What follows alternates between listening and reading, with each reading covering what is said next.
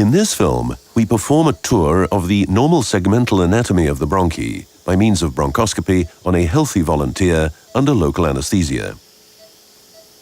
After passage through the nose, the pharynx and the epiglottis, the glottis is reached.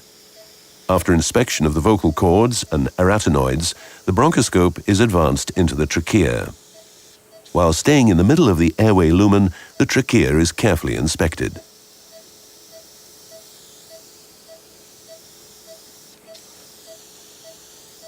Eventually, we reach the main carina, where the left and right main bronchi originate.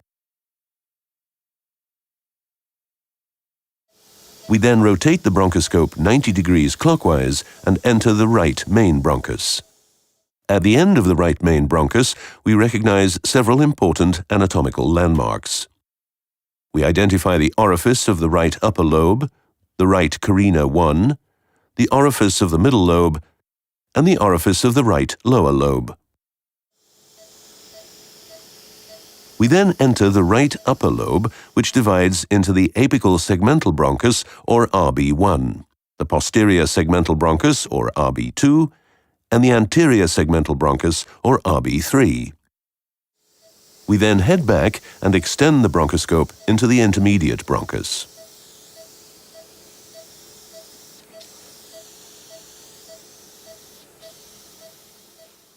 Here, we identify the orifice of the middle lobe, the right carina 2, the basal branches, and the apical segment of the lower lobe, or RB6.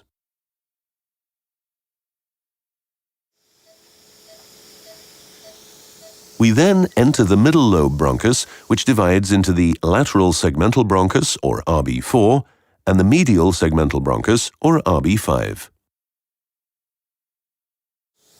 After going back to the intermediate bronchus, we identify and enter the apical segment of the lower lobe, or RB6.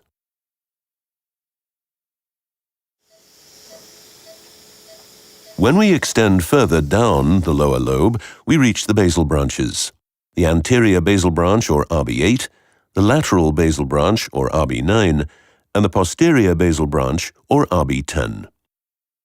In most cases, the medial basal branch, or RB7, can be found at the medial side of the lower lobe bronchus. In this patient, however, the RB7 is absent. This picture from a different patient shows an example of the medial basal branch, or RB7, of the lower lobe. After inspection of the basal branches, the bronchoscope is then slowly retracted up to the level of the main carina. After rotating 90 degrees counterclockwise, we enter the left main bronchus, which is significantly longer than the right main bronchus.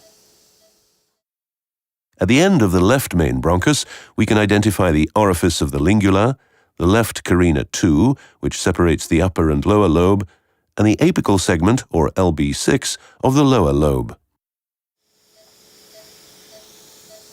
We advance into the lower lobe and first inspect the LB6 that immediately divides into three subsegmental branches, LB6A, LB6B, and LB6C. We retract from LB6 and continue further into the lower lobe. Here, we can identify the anterior basal, or LB8, lateral basal, or LB9, and posterior basal, or LB10, segmental branches. A medial basal branch is usually absent on the left side.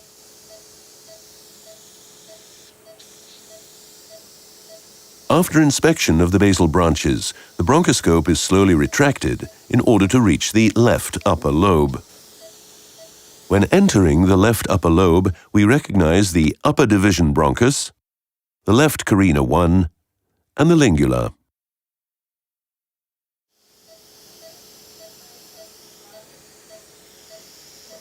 The lingular bronchus divides into the superior segmental bronchus, or LB4, and the inferior segmental bronchus, or LB5.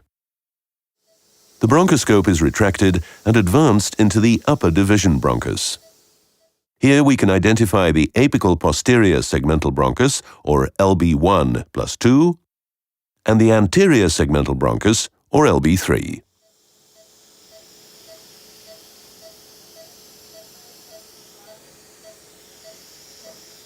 The LB1 plus 2 is often difficult to inspect because of its steep angle.